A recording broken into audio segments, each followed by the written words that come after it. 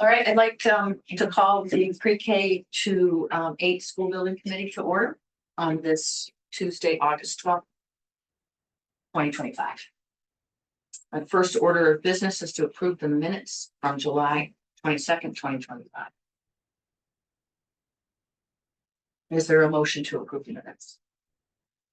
Can we Do you want to amend them? I don't know if I want to amend it or not, but under open meeting law reminder, Roman numeral 2, line 16. Says here, members are reminded not to use email for working discussions. The purpose of committee is fact finding and consolidation. Did we talk about? Do we want to say, do we want to amend that line to say members are reminded to not use email for expressing opinions? Emails can be used to distribute materials, notify members of meetings, and share links. To the group. To the group. Yeah. The quorum. Not express opinion, but quorum is a general note.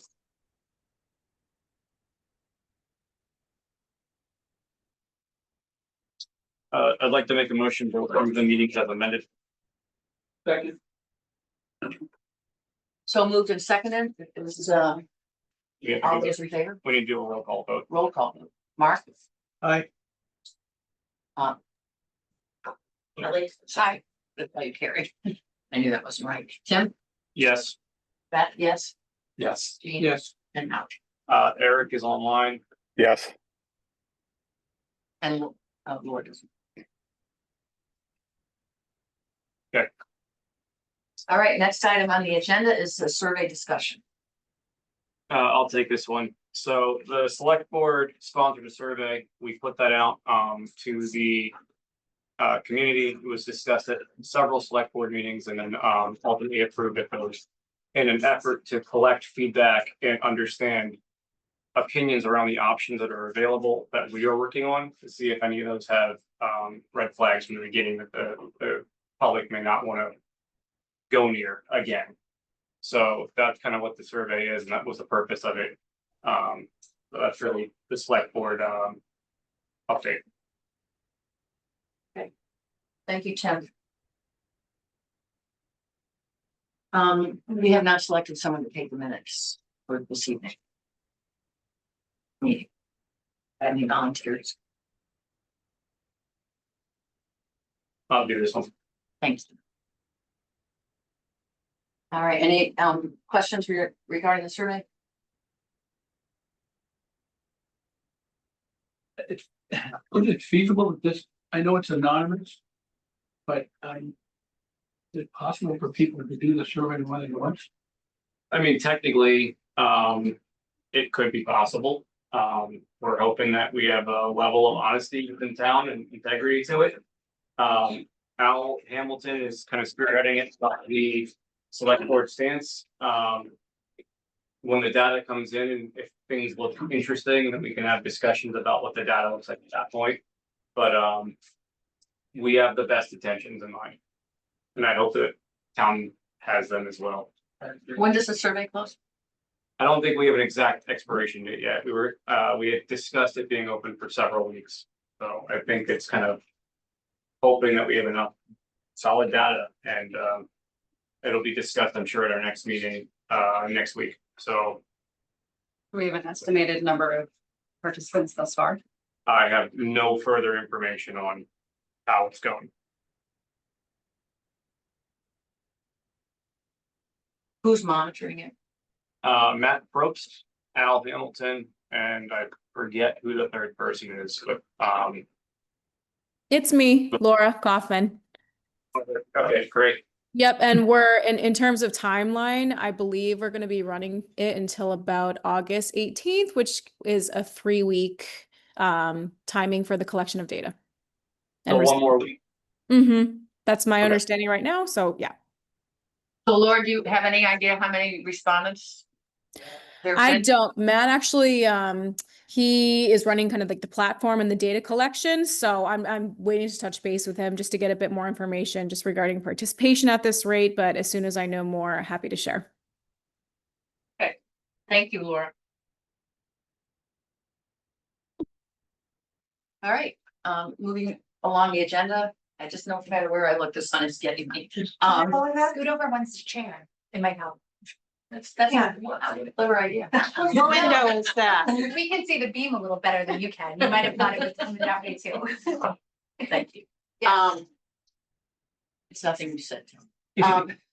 Matrix update. Oh, that's much better. Thank you. Thanks. Might be easiest for me to share it at this point. So, Mhm. I mean.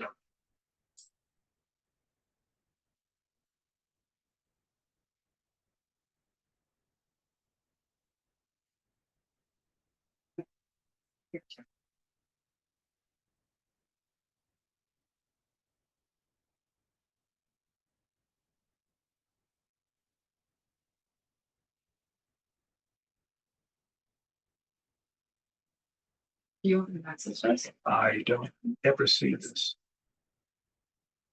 That doesn't straight.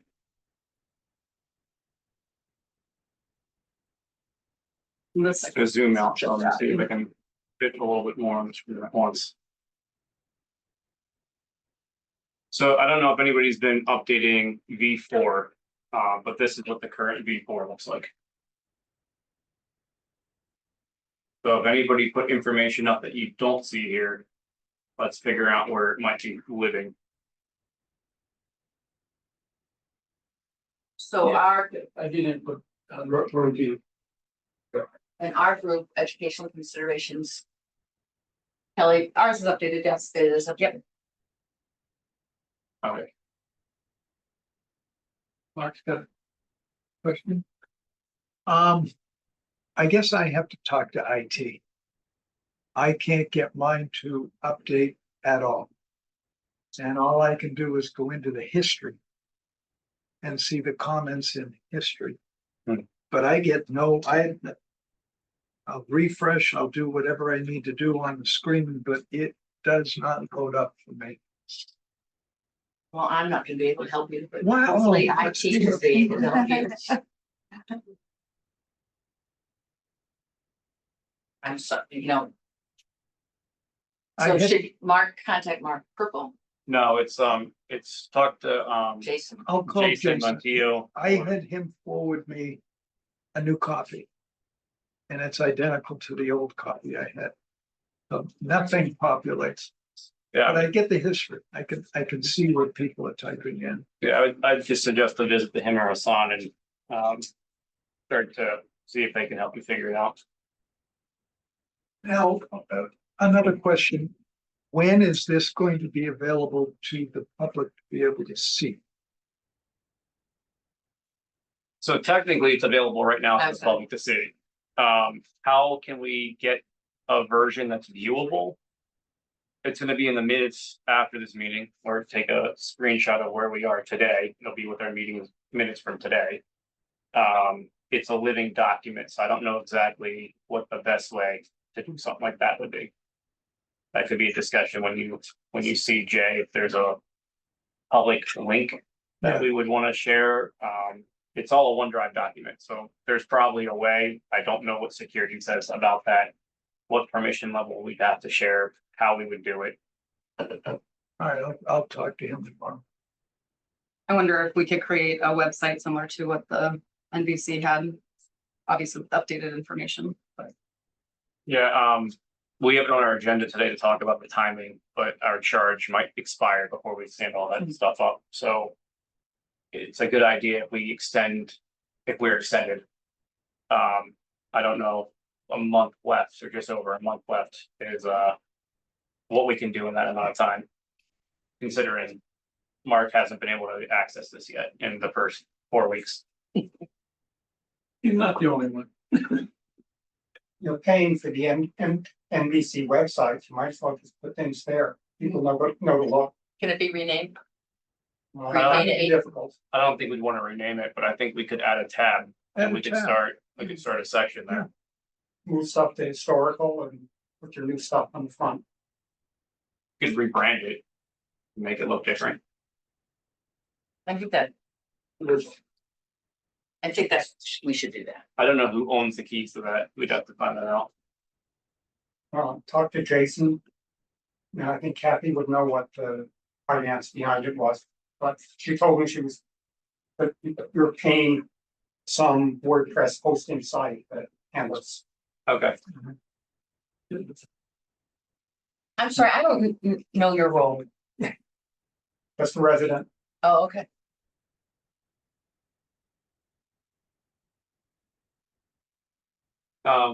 what do you want to do about updates to this? Do we want to talk, do we want to have people that made updates, just to kind of run through what they did? So our group is ready to give you an update. Yes. I don't know about. Give you an update. Or give us an update, but yeah, So I'm gonna share my screen. I have to give you permission, but ask for them, I can assign it to you.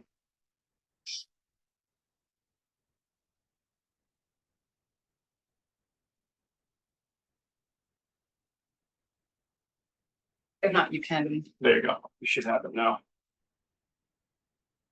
So now you can share.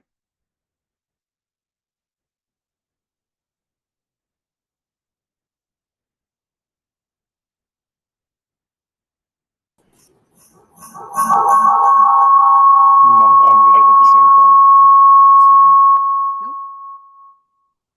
I'm still on.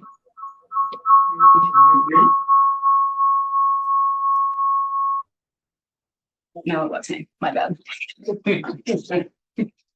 I was looking for the button, but I could not find it fast enough. All right, so we met, myself, Beth, Greg and Laura, and we discussed what we consider to be the goals for educational excellence and the standards that we believe that we should strive to meet when making this decision, whatever we end up making. And the goal is to keep it as factual and non-biased as possible. So the district was wonderful in creating this heat map. I'm going to go in and explain what each of these mean, but make it a little bit easier. So the colors represent different categories. Yes, it meets the criteria. Yellow is yes, it meets it, but there are trade-offs that need to be made. Red is does not meet the criteria. There are some that are not applicable. And then the purple designates that there needs to be determination based on the codes. So just to be clear, our criteria for what we consider educational excellence would be maintaining our class size policy, K-2, that's 20 students, 3 to 5, that's 22. The middle school level is 22 to 24. We would like to hopefully maintain the specials programming in the elementary school level. That means they're having art, music, physical education, world language, and library once a week. The goal is also to maintain band, chorus, orchestra, any sort of one-on-one instrument lessons and workshops. We hope to meet the space requirement for our English language development program. And it is noted that that program has been growing over the last couple of years and would likely continue to grow based on the population. Intervention services, special education, and that includes our occupation therapists, our physical therapists, our speech and language therapists, adaptive physical education, our school psychologists, our BCBAs, or our board certified behavior analysts. These are the people that work with students on the spectrum.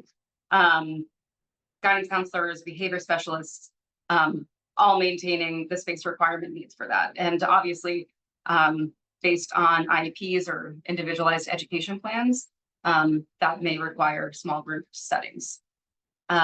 We would like to meet the space requirements or potentially expand opportunities for our SPED programs. Hope is to serve lunches within a reasonable window with logistics that are feasible and centered on student learning. And it's noted that there are certain spaces designated in some of the schools for students that are overstimulated by large cafeteria eating scenarios. So areas have been set up for those particular students to have a quiet space to eat their lunch. Transportation, appropriate grouping for the students on the buses, adequate space conditions for the buses, parent drop-off and pickup, reducing our transitions between the number of schools. Obviously, right now in the current setup, there are 4 different elementary schools, including the middle school. And with parents. If you have students in multiple schools, that means multiple bus times, multiple pickup options. So ideally, we would be able to reduce some of those transitions. Logical grouping of classes by grade and the physical space. The grade level span that aligns with our educational vision of what we hope to build in the future. And then obviously our curriculum expertise and resources are hopefully used efficiently and aligned with the building. Now, we went through and discussed whether or not these were being met. It might be easier if can I share a different screen? Yeah, we do have to reshare. Okay. Just because in that it would be difficult to and not have things frozen.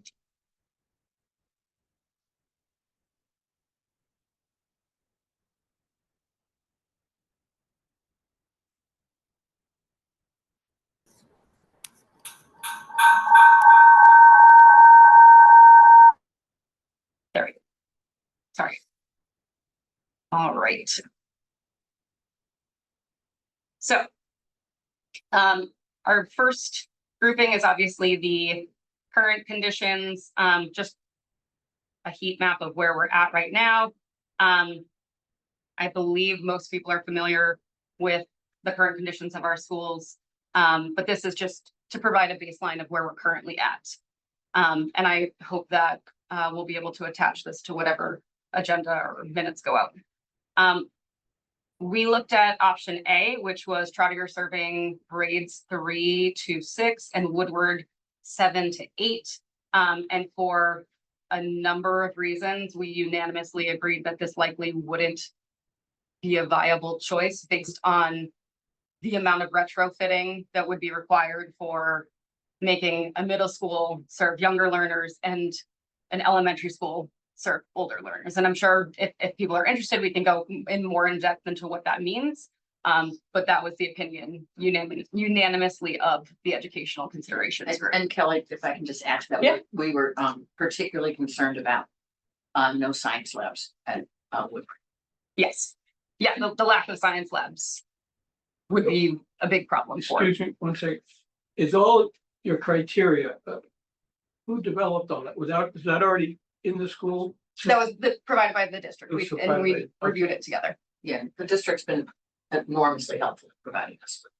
Good, Yes, and- that way I can segue into something else later on. Okay, Yeah, and Greg and Laura, feel free to jump in at any point if there's anything. and Stephanie's online too. Oh, thank you, Stephanie. Stephanie joined us, our meeting on this past Monday.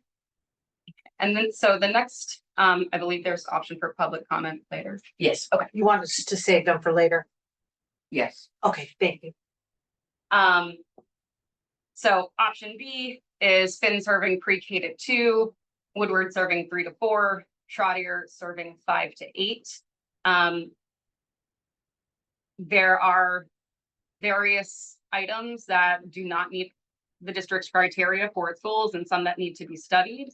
The district is going to create a more in-depth layout going into each of these, but just for the sake of tonight, in terms of Finn, the current building layout lacks enough space to accommodate the following programs: speech therapists, behavior specialists, adaptive PE, the reading specialists. The physical therapy and the adaptive PE would need to be consolidated into a space. The art program would likely be on a cart for more than one grade. The world language program would lose classroom space and be on a cart, so that is for all grade levels. The English language learner program and population continues to expand, so they will likely need more space in the future. The conference room in the office would become office space. Therefore, a replacement space would need to be added so that special ed could hold meetings, any sort of large group meetings with parents. Reading specialists, interventionists, reading tutors would need to have a shared space to deliver services. Teachers would likely use communal working space. The pre-K would likely lose access to specials such as library, art, and music, and that is currently something that they are doing right now. And that is just due to the increased number of classes being taught and those physical spaces not being available. The staff would likely need to travel between multiple buildings to deliver services, given that whoever is delivering services in the current grade 2 to 3 would now have to travel to 2 different schools. This proposal assumes that Northborough PreK is gone Correct. and grade 2. 26, 27. Grade 2 is brand new to the school. Correct. It's our understanding that Northborough PreK will be gone 26 to 27, no matter what. So The end just of the so school year. people recognize this is adding an entire grade to the current Southborough school, less Northborough's. Actually, I might have misspoken, Kelly. I think Northborough's last year, maybe this year in the Correct. 26, 27. Yes. They'll be gone. In terms of where we are at with the Trottier. Just a little bit. I know it's difficult to read, and again, these will be made available online after. I'm sorry, excuse me, the where the pink, it says does, and then. Does not. So that's Oh, right. does not. Yeah. Okay. So in terms of Trottier, the music program would have significant limitations due to the scheduling. Grade 5's art class would likely either have to increase in class size or have art on a part. We would have larger PE classes and likely split gym classes for the grades 6 to 8. Increase in the lunch spaces would likely eliminate the quiet lunch space for children that would like to eat in a quiet space. There's some licensure complications for our grade 5 teachers. At this level, they don't have specialized licenses, so they teach all subjects. So any sort of staffing changes that are made between grades 4 and 5 would render difficult, given that the teachers would be split between schools. Your specialists would likely be split between schools, and that would create some scheduling challenges and reduce the overall instruction time. Likely, we would need to eliminate one of our special ed programs, thus creating potential for the district to pay for individual outplacement for those students each year that we don't have that program available to them. Grade 5 would lose access to any sort of playground space. The current model of limiting grades are, so the way Trottier is currently set up, the grades are somewhat designated to certain areas aside from the science labs, which are spread throughout the building. But with the addition of 5th grade, that would likely not be possible to consolidate them into certain areas. We would have to be creative with that. And there are potentials for 5th graders to be riding the bus with high schoolers. So that is option B. The minimal renovation of NERI. This maintains our class sizes and special programming. It doesn't improve any sort of transitions or teacher collaboration, keeps things at status quo, and doesn't allow for any looping between buildings, which means teachers can elect to stay with their current group of children for the next following year. And that's really great for continuity. But yes, we would obviously have to make sure that would be deferred maintenance only and be mindful of not triggering any sort of codes. And it would just be the roof, Yes, replace the roof, yes, as of right now, just the roof this year. Not the windows? not the windows. It would have to be staggered. It's a 30% over 36 running months. Right. So the roof and windows actually don't count against that total. So they could be done if funded and not count against the 30%. The rest of it would have to be staggered to avoid triggering code compliance that wouldn't be touched. Current code compliance, Yes, correct? so if you would touch, say, for example, you do an ADA upgrade, that number was 1.3 million, give or take, on the last advisory proposal.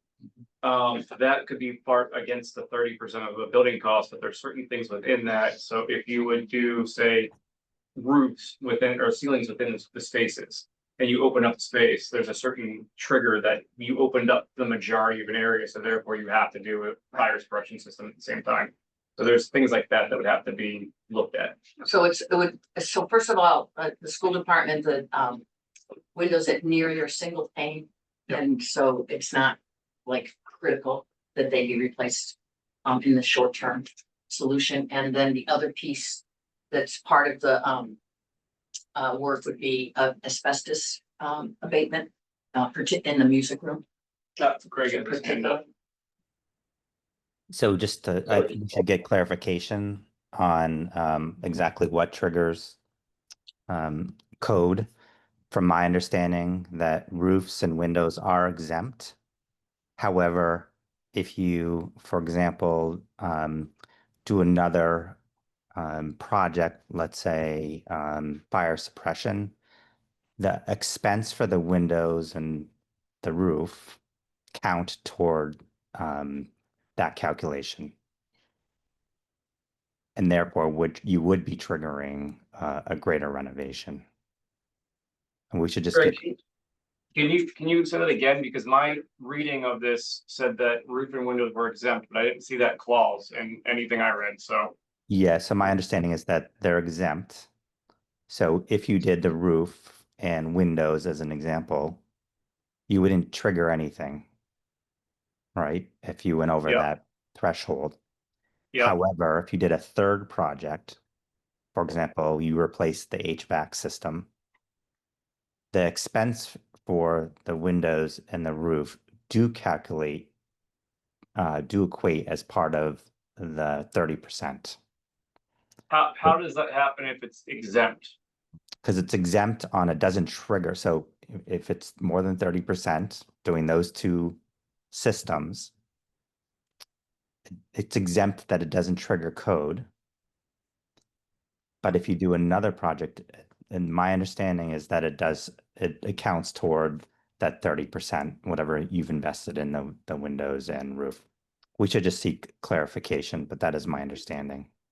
Okay, yeah, because I read through the state website on this before, and I don't recall seeing any of that when I looked through it. So I'd love to see what you saw to better understand it. Could I make a comment on? I don't have any difficulty with the roof. If we get to the stage that we're looking to replace windows, there is a code that at some point will be triggered along with handicapped, along with the fire suppression, which is the energy stretch code.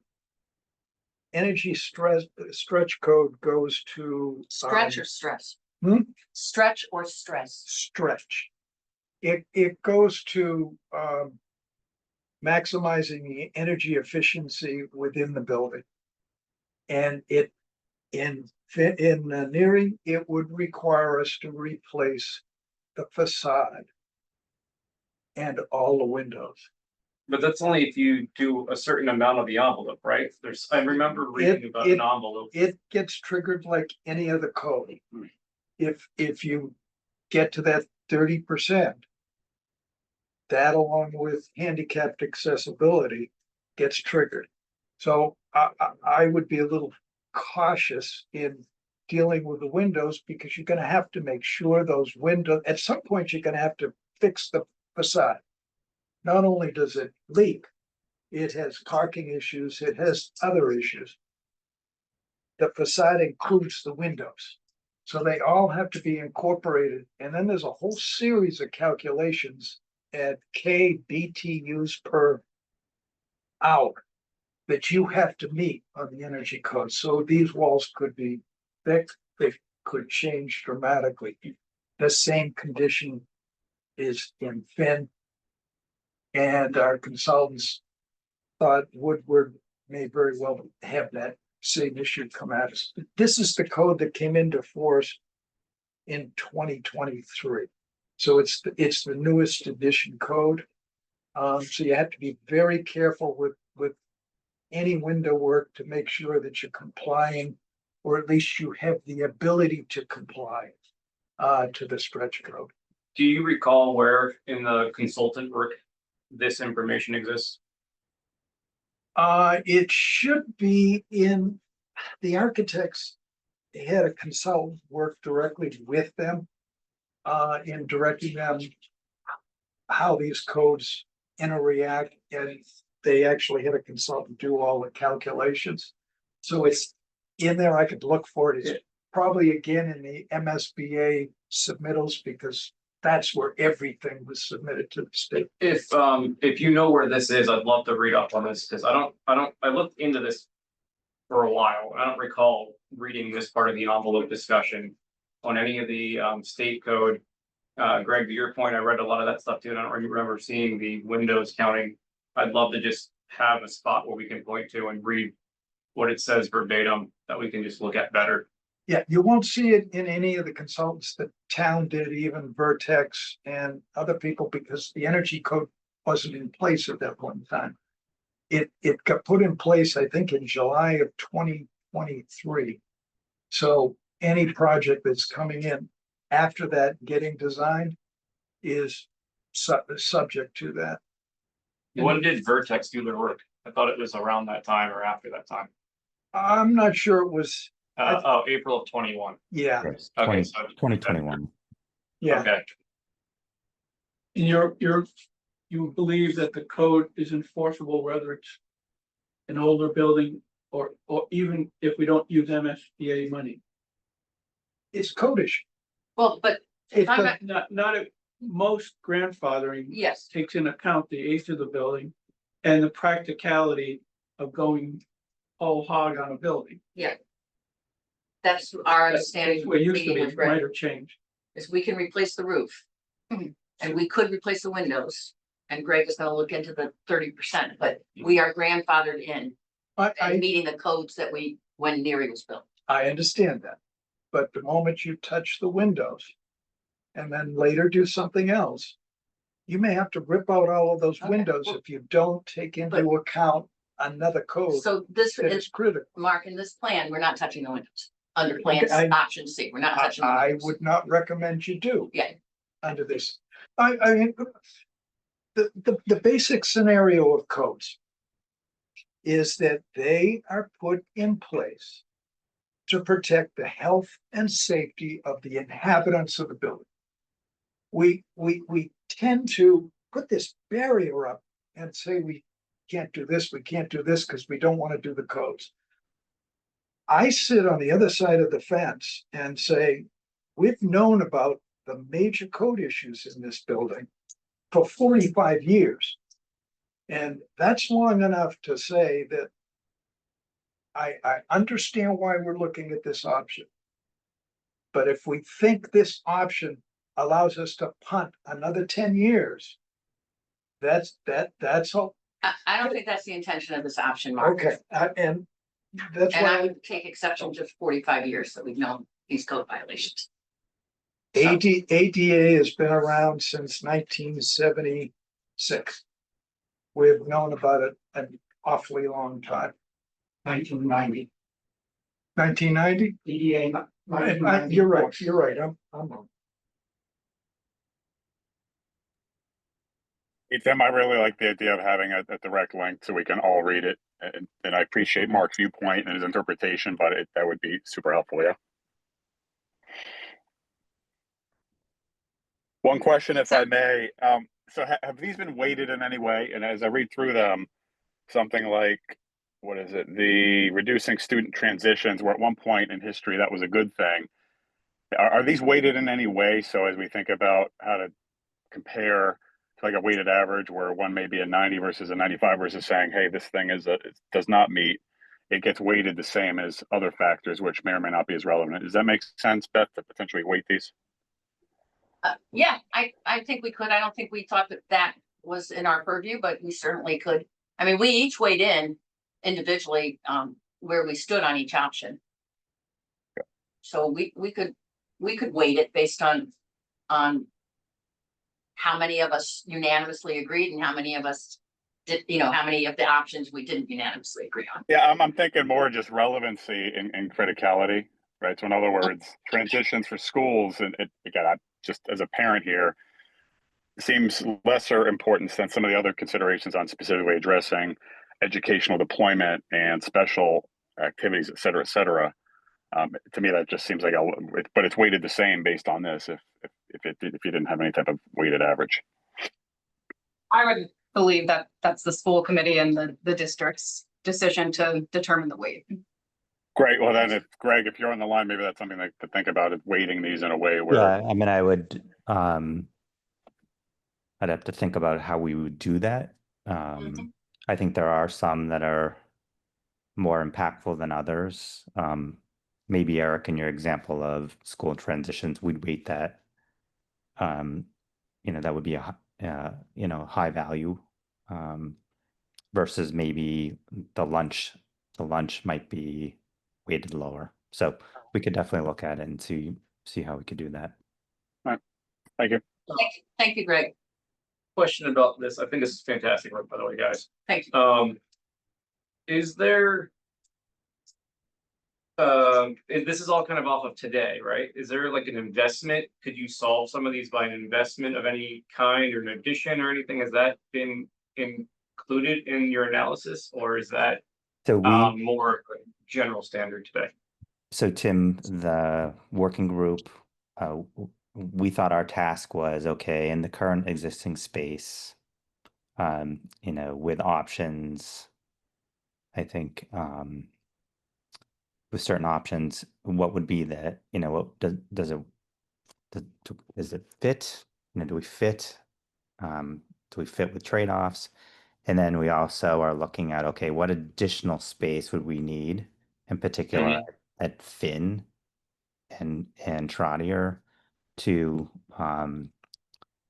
make sure that there are no programmatic educational impacts, or the most important impacts are mitigated by adding additional space.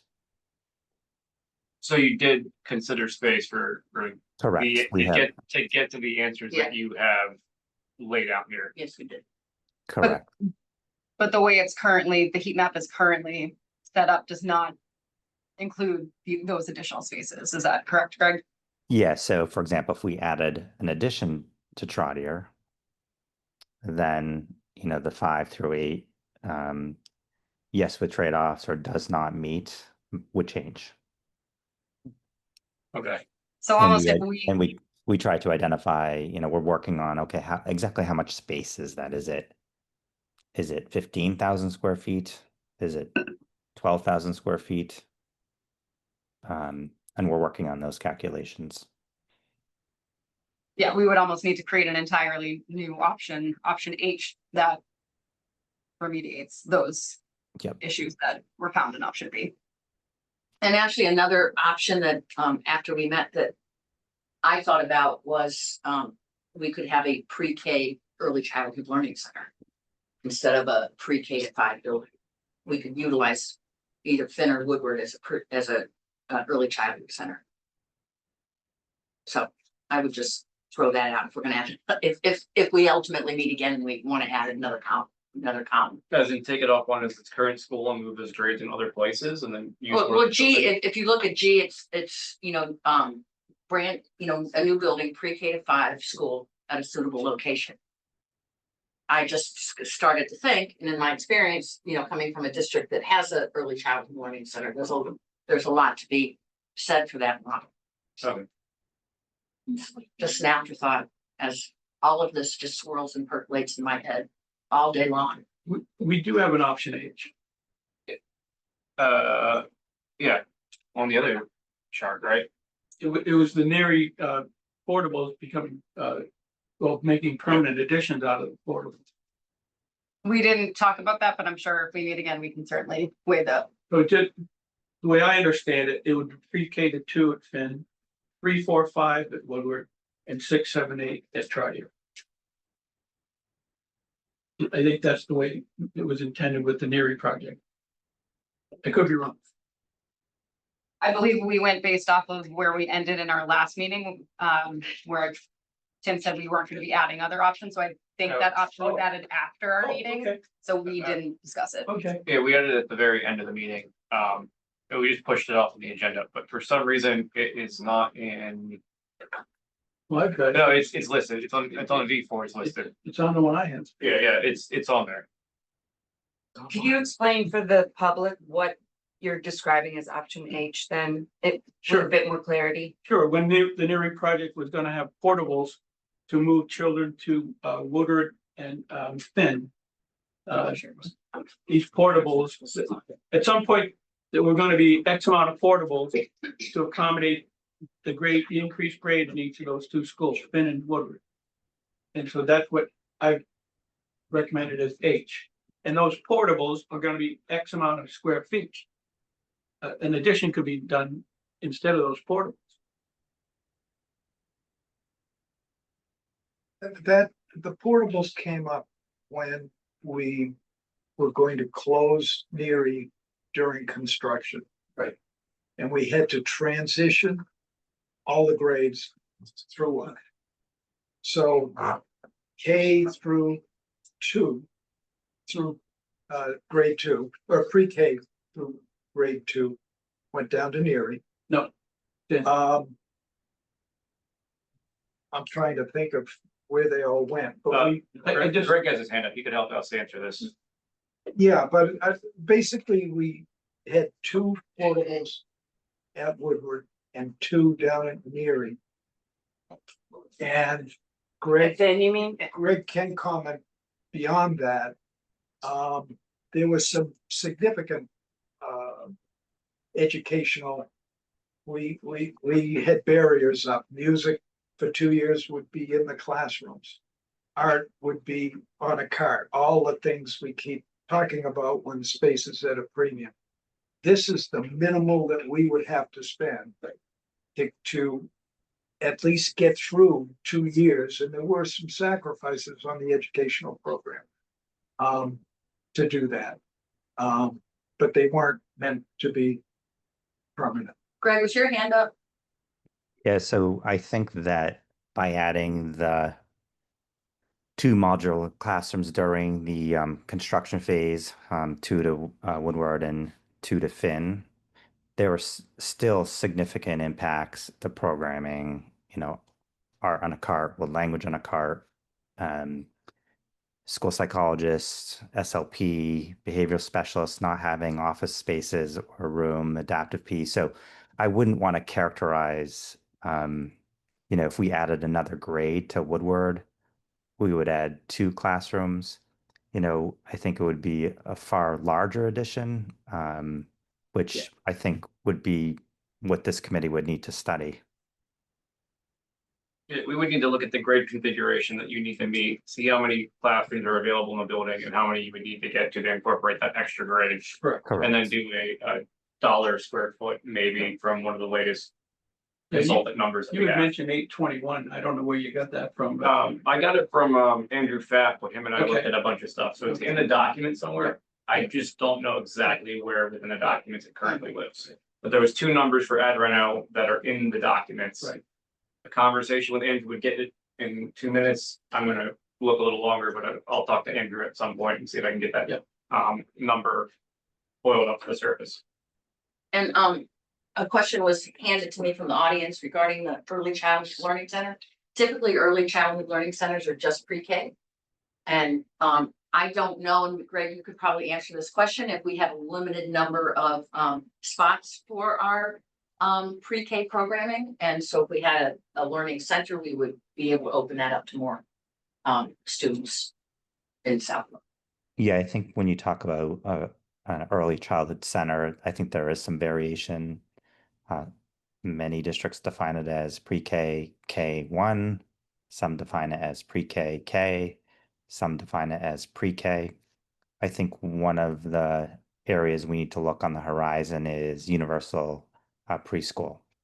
Yep. Again, if we're looking at, if you look at 10 to 15 years ago, we had half-day kindergarten and it became universal K.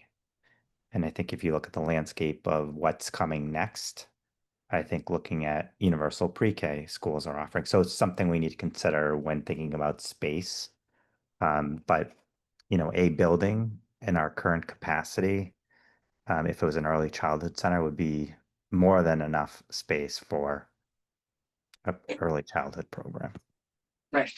And to your point, I Thank mean, you, Greg. if there are different variations of what an early childhood learning center would look like if we did pre-K, K1, that would fit into option F. Which would be the 4th grade new school, because that would be a 2 to 5. So at this point in time, there's several people who would like to speak, so I'll move public comment to now. And we have Andrea Hamilton. Hi, Andrea Hamilton, 119 Northborough Road. So I have one question going back to that other spreadsheet you were showing before about the educational benefits. Or So, maybe- yep.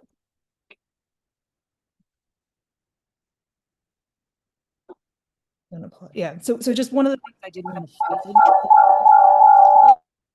Sorry, I don't know why I defaulted to so if that. you look at row 7, meeting space requirements for expanding the opportunities for specialized education programming. So if you think about option F, which is the 4th grade school, and again, you can correct me if I'm wrong, but my understanding is that there's one room each for the 2 programs that we'd be talking about, a therapeutic learning program and the Castle program. So the state requirements for age consolidation is that everyone in a room needs to be within 48 months of each other. And if you're going outside of that 48 months, then you need a state waiver. And so if you're looking at doing 4 years, when you think about the youngest kids in the grade and the oldest kids in the grade, basically to do 4 years, you'd need 60 months, right? So you need a state waiver for that. And I believe this is the only configuration that would require that state waiver if you go across here. So again, just when we're thinking about this, right? Like, I don't actually think that's a yes. I think that's a yes with having to give some, because I think there are options on here that would let you educate within that 48-month window. And again, when I think about the concerns that have been raised in the community about putting 5th grade at Trottier and how much concern there is about 4 years of kids together, right? I would hope that we bring that same concern thinking about educating our special needs kids, right? And that we would have similar worries about having 4 years worth of in a single room for those learning classrooms. Does that make sense? Right? It's 48 months is the requirement. And I don't think we can do that as those classrooms are set up right now for option F. I'm not sure if Greg or someone that was familiar with the actual layout of option F, if that is accurate or not. I don't know if anyone can speak to that. So we Greg? had 2 spaces identified for sub-separate programs. Right, but those are for 2 different programs, right? They're each- Correct. So I Yeah. think one of our thoughts, I think you're right, Andrea, that there is that continuum of age that we have to look at. And we also have to look at incidence rate, right? So for establishing a program, making sure that there's enough students who meet the criteria for the program. So there is some flexibility of how we use those 2 spaces, looking at our population. But yes, I think it's yes with trade-offs. I just say Castle and the therapeutic learning program are 2 very, very different programs. Correct. Right. So you're not But going to take kids correct. between the 2. So But if there are you're years where we don't have students who are in need of a therapeutic program so I think there's some flexibility, but I think it's yes with trade-offs or yes with trade-offs. Yeah, that's all is I think that box, because again, I think that's Yeah. the only one sort of on this list that Mhm. runs into that problem.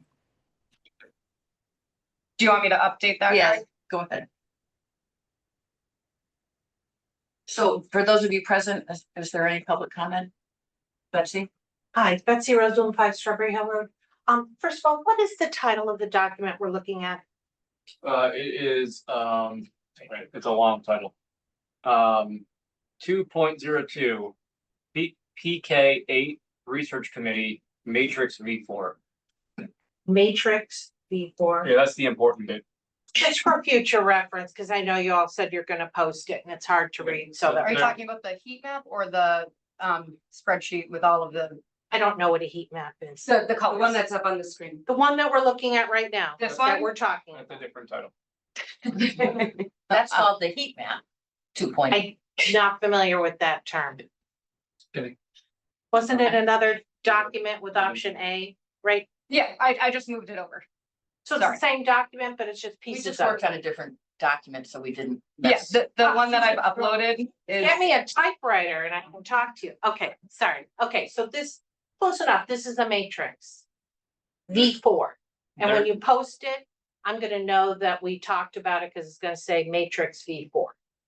Two different documents. Yeah, two different documents that are linked together. The one right now, what's the title of what you guys are calling this one on screen? This one on screen is titled. Educational considerations, analysis of scenarios. I'll say it one more time. Educational considerations, analysis of scenarios. Thank you. And then the matrix is the one where all of the options, A through H, are laid out with the cost and all the expenses and all the trade-offs. So it's a separate document. You're not scoping in and out of the same document. So there's a link to Yeah, let me- the colorful document in the matrix that he is talking about. Let me pull it up I'm so that way. totally we can- confused and. Two different documents. All right, so let's start with this one. Our working group was to look at the educational implications. Gotcha. This is the big document for everybody on the committee, but you want to zone in on. So The here we code, go. code That's one the is- big document. Go over to column. Well, I go back to the colored one. I like colors. That's just It education. looks much better, but this is the one here. So what we're currently talking about is column L of all of the options. But when I took my notes, when Kelly is Yes. it was talking, it was colored. So let's go back to the colored document because that's. That's what- different. That's Colored different. document is linked to So the, that's the previous That document. black and white So it's the document educational consideration fest. is their working group divvied up their jobs for like. No, I understand exactly, but I'd like to look at the colored one because that's my reference point. I don't Thank know. you. Just education. Well, eventually, like I think we're just about done, Yeah. right, Kelly? Yeah, but you have questions about We're this, so just you about want done this as a presenting reference. it. Yes, We that's got what I that. was taking. We Thank can- you. We can handle that. Can you zoom a little bit on criteria? Just make it a little Sure. bigger because I'm a Absolutely. senior citizen. It's Okay, also hard because there are many boxes. criteria. Oh, you can scope down so we can just look at a couple of them. As I read those, some of them seem like they would have a standard either in practice or in law somewhere. That, let's say, all right, first one that jumps out, transportation, appropriate grouping of students on buses. That was a big topic back at town meeting. And that I've heard throughout this process. Some people thought it was inappropriate. The proponents of the project thought it was inappropriate to put a fifth grader on the bus with an eighth grader. Some people thought that was workable. What does appropriate grouping of students on buses mean? Because this whole spreadsheet depends on a lot of assumptions and on my understanding, how I'm gonna vote moving forward. Right. What does that mean? We've asked the school department, Greg and Stephanie, to give us the rationale behind like the impact and put it in a document. But Not, you all voted on these, if I'm understanding. Those yeses, nos, maybes that are filled in are based on three of you? No, this is based on the district looking at the configurations and how the schools are structured and going based off of that. Okay, so the members of this committee, your educational subgroup, have not voted on any of these? we weighed in whether we were a yes or a no. And Not all of them. No, so just the three of us and then Kelly? also, Laura, Beth. and also Are Greg and in those Stephanie. yeses, nos, or maybes, or that's the school district? This is just based off of how the schools are configured. We have our own professional and personal opinions on each of That are these not options, reflected there. You have yet No, to but that's speak not- on this. the purview of the charge. Okay, so what you did is these, if I understood you correctly, these criteria all came from the school district. Correct. Correct. The people that proposed the original Near East School, same people, superintendent, Ms. Reinhorn. The people that are experts about the school district, yes. Okay. And they came up with the criteria. These were not the work of this committee. I'm trying to understand what I'm reading. That's all. I mean, I think we can all agree that our goals in terms of what we consider educational excellence are reflected in this list. And they are. I don't the know keepers of anything that about information. education. I'm trying to read a document, so as a citizen, I can make an informed opinion. So what I'm saying is, what am I reading? It's a big document, lots of colors, lots of information. I'm trying to understand. And some of the criteria seem to me capable of ascertainment as a fact. Number 5, maybe I'm not explaining right.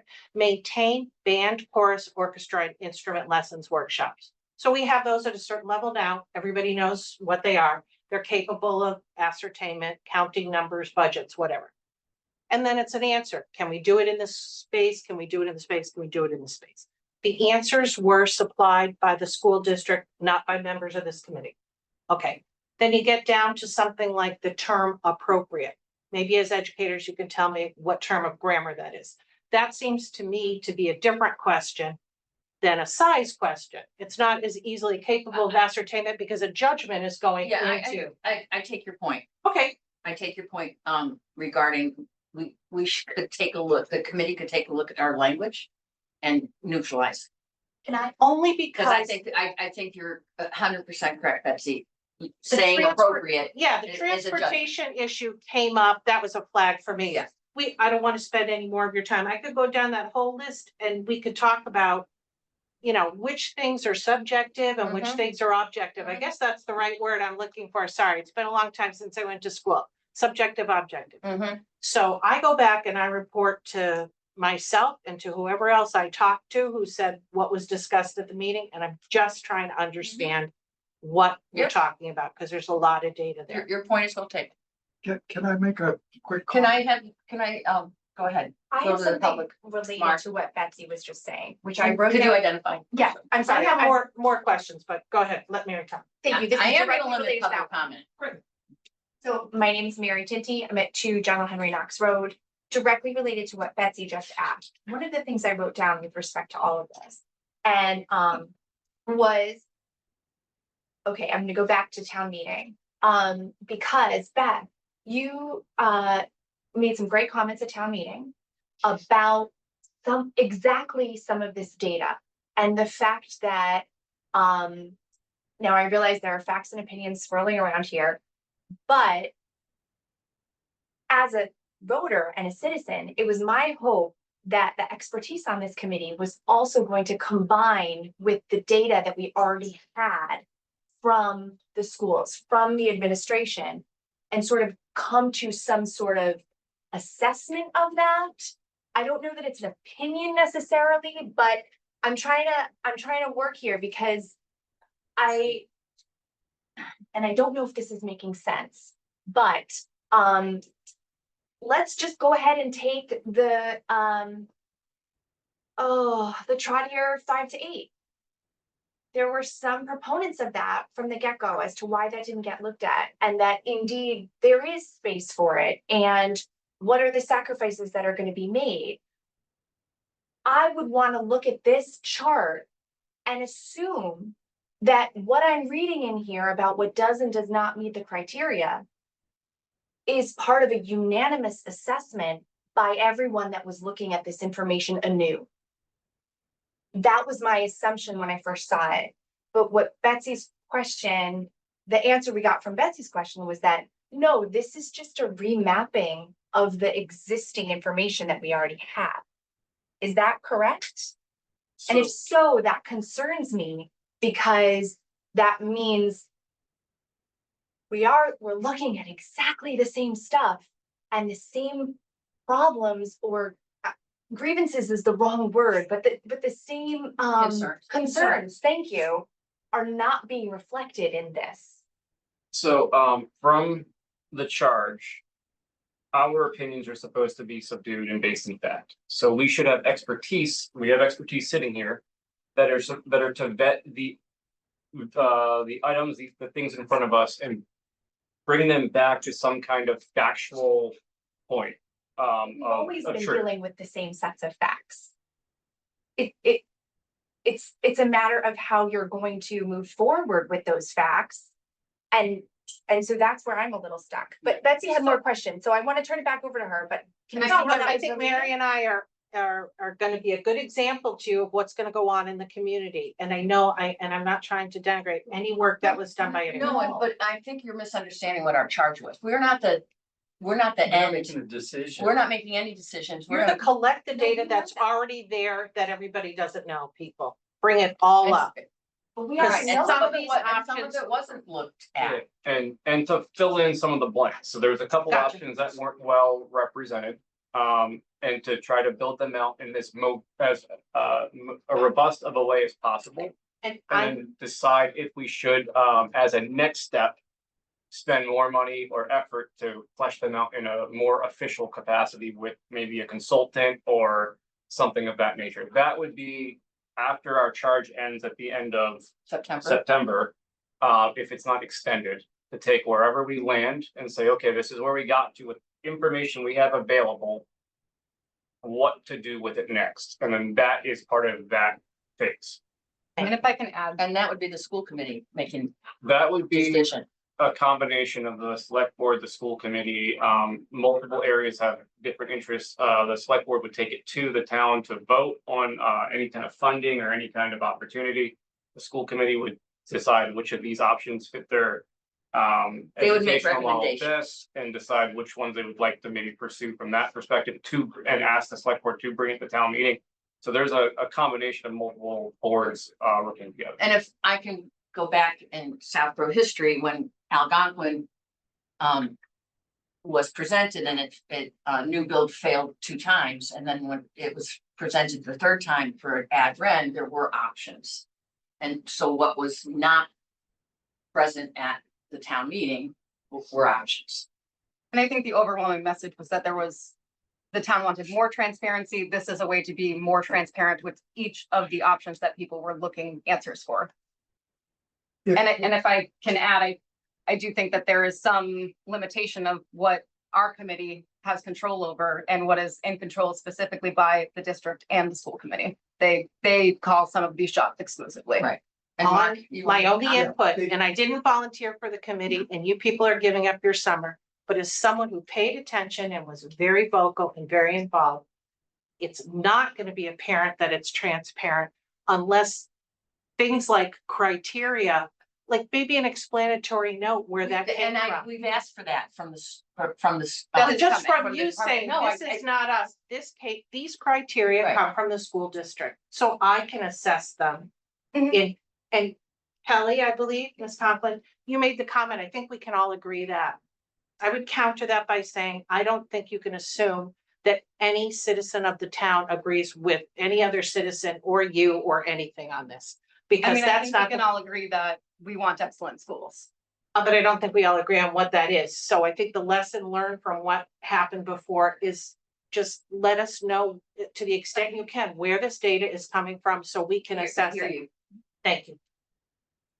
I just want to clarify, the upper row, when it says current option A, B, et cetera, that is a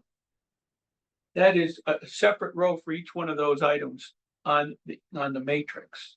Can you pull up the matrix quickly? It's not pretty, but there's no color, but it's important. This document in color is just a cell in the matrix. For each of these options. One box. I'll try to explain. See, now, this I'm gonna column here on the left Sorry. was a row up on the other I get you. graph, okay? There's a lot of So- data. So when you go A, B, C, Yeah. top to bottom, then their charter, their piece of the work was that piece right there that's green. And that's gonna be, what's your term? You're gonna insert it into that somehow, Incorporate. incorporate it. They do the electronic stuff that I don't know how to do. It's currently linked, but it will be. But a basically- supporting document. That beautiful color rendition is just that column in the matrix, Understood, okay? understood. But also, Everybody has to understand that we either have to build something brand new somewhere, somehow, so many grades, or we have to find a way to get all the grades to fit in what we have left for school buildings. And that we're trying to give choices for that. That's what we're And- trying to do. and I hear you on providing some background information. And we actually asked for that at the last meeting. It is on coming. Monday. Yeah, you guys are working so hard. I would hate for people to feel that it wasn't everything Gotcha. you had hoped that it was. Mark, Yes. One of the overriding goals of the previous committee and any committee that looks at trying to figure out what to do with the schools is whatever we get as an end result needs to meet or exceed the educational needs of the students. Period. This committee and the old committee did not get into educational policy. We look to our experts in town who are in charge of educational policy. And that's the school committee and the school administration. So whenever we had a scenario, just as this subcommittee did, we'd take it to the professionals and assess it, whether it meets the goal of meeting or exceeding the educational needs of our community. So it's okay for us to push back, defend that position. It's okay for us to go back to the school committee and ask questions. But I will continue to caution us, as I did on the last committee, that we are not making educational policy. That's not what we were charged to do. And we have to be very careful with that. It's okay for us to question it. It's okay for us to ask for additional information. And the school committee is doing a lot of hard work this summer, as well as the administration, to come up with a lot of answers that we still will be getting on the educational policy issues. But this is what we hope to report out. And as much as we can say they're facts based on our professionals. And if we're not asking the right questions, that's the kind of feedback we need to hear to make sure that all the questions have been asked. Tim, can I ask a question? You and I had an email and we asked about the data request forms. Have you heard anything back on that? It sounds like I have not heard specifically, Craig, that was a information from the district on the size of each building, number of classrooms needed for each thing. It sounds like you used some of that information for your working group. Is that Yeah. available? So I'll just comment that we have two parallel tracks happening. We have a pre-K through 8 building committee. And we also have tasks, and our responsibility, my responsibility is to report to the school committee. And they've asked us for, detailed room assignments, staffing, all of the details behind supporting some of the rationale around, does it meet or does it meet with trade-offs or does not meet? So a lot of that work we're working on for the school committee. And until it's presented to the school committee, I think which we plan on doing, I think it's still a work in progress. Okay. thank you, Greg. To that end, and I can only ask Mark, did the Neary Building Committee ever get this type of information from the school department already?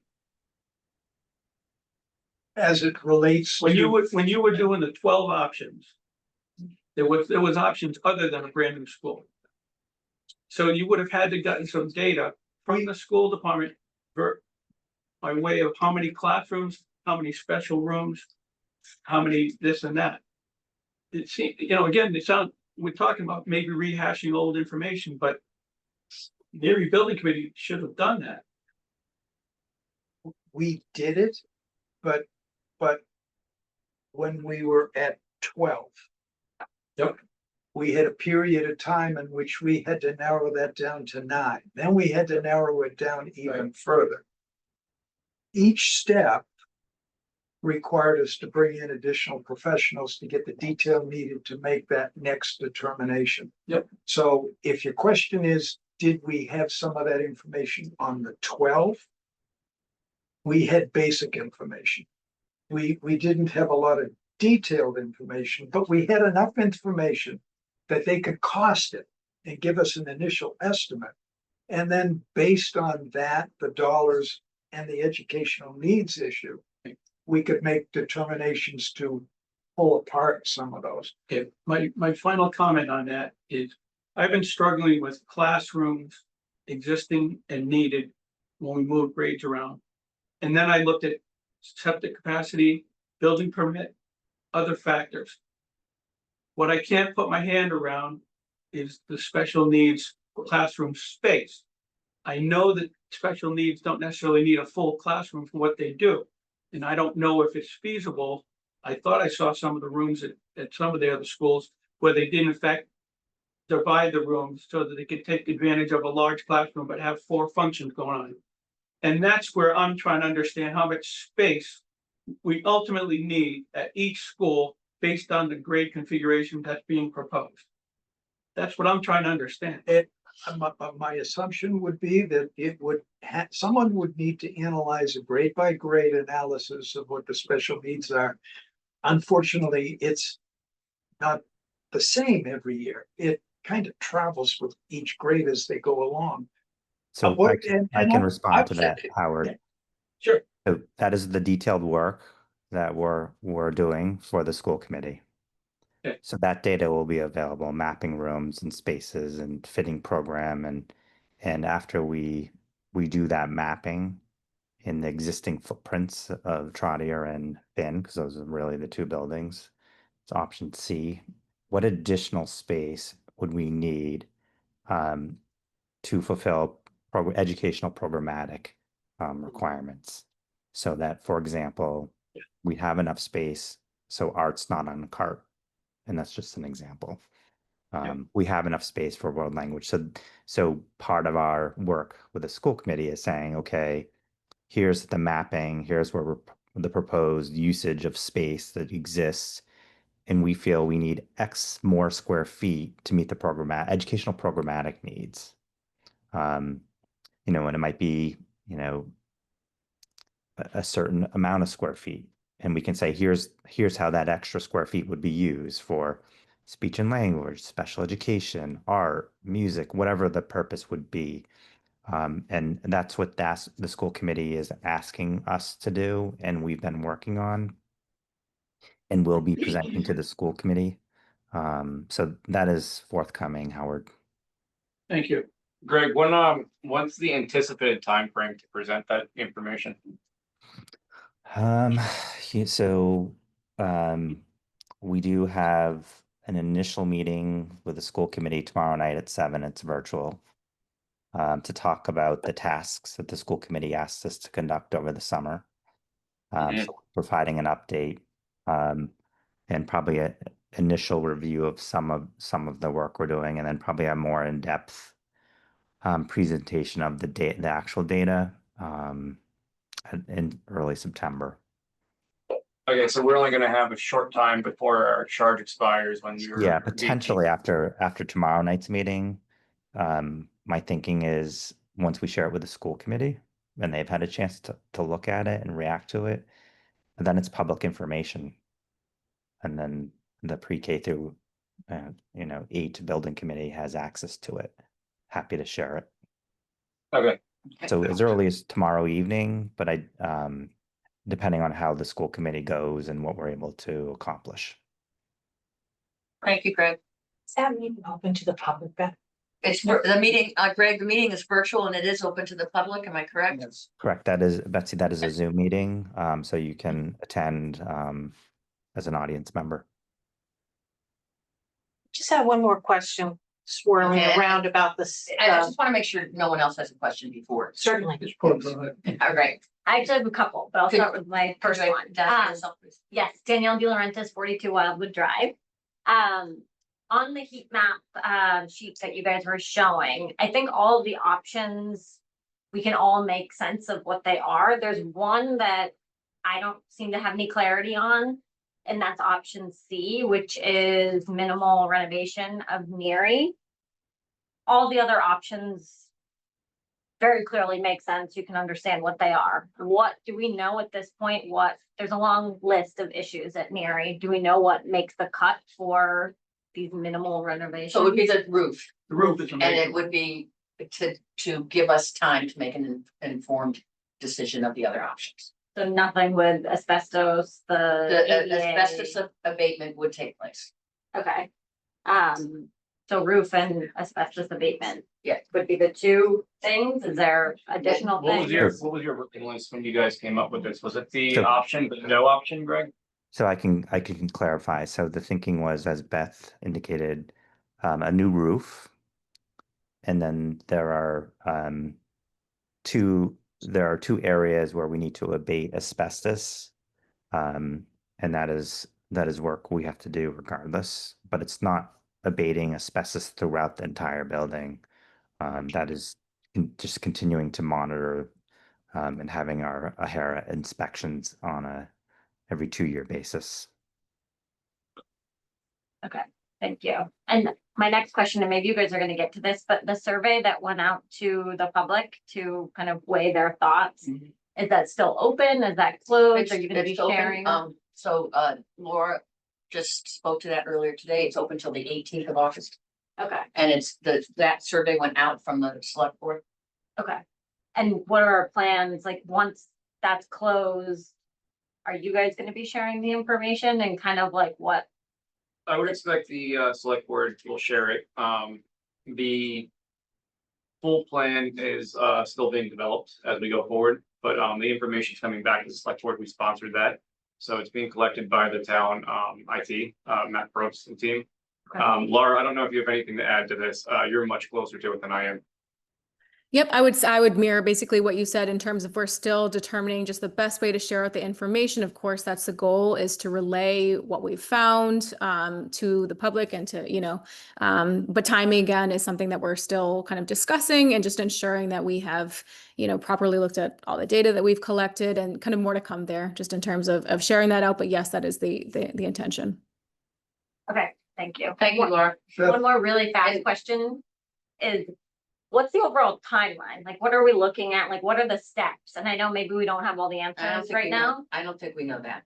It's ultimately gonna I- come to like another town meeting, and So is that, there's multiple steps to this. So right now, step number one is simply collect the data we have in front of us. Yeah. We heard at town meeting that there was options that weren't well looked at, but they were looked at. So it's like, bring all that information together, get it into one place. Our charge ends at the end of September currently. Mhm. And that is simply populate a matrix with information we have accessible now, vet it to some reasonable degree of our, expertise to make sure that, the information has a factual location that it's being sourced from, and kind of stop right there. Once we get that information together, then it'll go back to the school committee, the school board, the select board, and decide what next steps look like for this. Ultimately, we have a building that will continue to need updates and renovations over the years, some of them more critical than others. We're doing some of them immediately, as Greg just pointed to. And then we'll have to decide like what would come back to a town meeting. Will we bring 3 or 4 options back? I talked to a select board representative from Lincoln, and they took several options to a town meeting in the past, and they vetted out a number of options. They brought it to a town meeting, and the town decided which one they wanted to pursue. Do we go back in the MSBA program? All of that stuff is conversations to be had.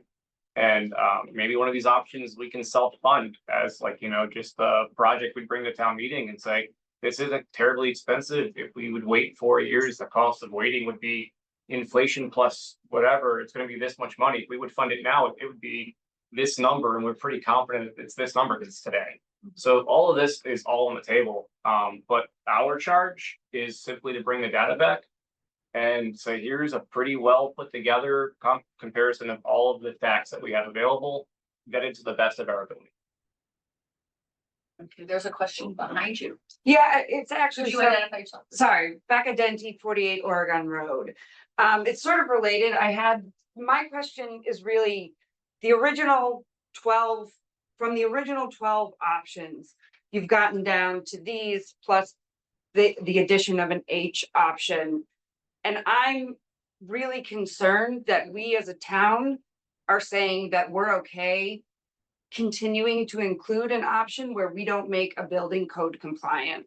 And so I would like to know, why were some of those options taken off, but we left a non-compliant building option available to be considered? I'll let you take a stab at it. If I have anything else to add, then I'll. Okay, I think we did that because we are grandfathered in and we did it so that it would give us time. Clearly, the roof needs to be replaced.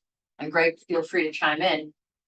The roof needs to be replaced. We did that for time's sake, so that we could make a decision and leave the students there. It's not an unsafe building. But we have, from the original 12, you obviously eliminated some. Those aren't 12 options. The original building committee had 12 options that were directed by the state for us to look at. We had only 2 schools in the mix. Right. We had Neary and Woodward.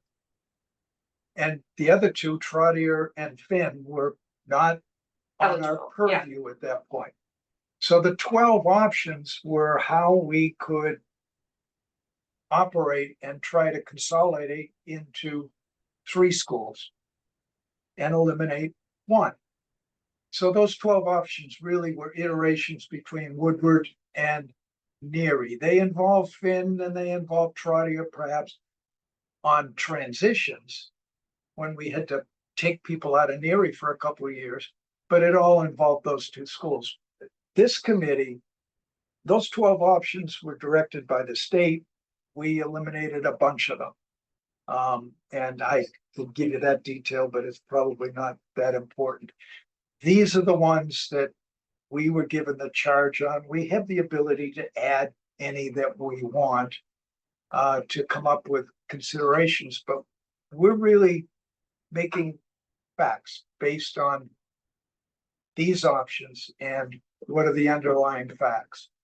And we'll even try to give estimates, which I can review later, on costs, potential costs, and where that direction goes. But we'll never get it to the detail to what we looked at town meeting. We'll do the best we can to bring all the facts to the table. But we didn't have 12 options. I think what I'm hearing is, obviously with the first NBC, the assumption was that there was a potential to take at least 1 school offline. And you're wondering why is, given option C, no schools are taken offline, and we are continuing to allow a non-code compliant building. Is that? Yes. Okay.